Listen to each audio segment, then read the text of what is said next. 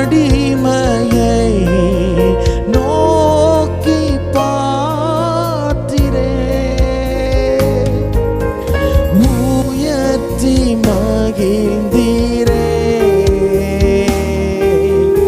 ஒரு கோடி ஸ்தோத்திரமே, என்னை உயர்த்தி மகிழ்ந்தீரே. ஒரு கோடி ஸ்தோத்திர ரெண்டு கைகளை உயர்த்தி ஹல்லேலூயா,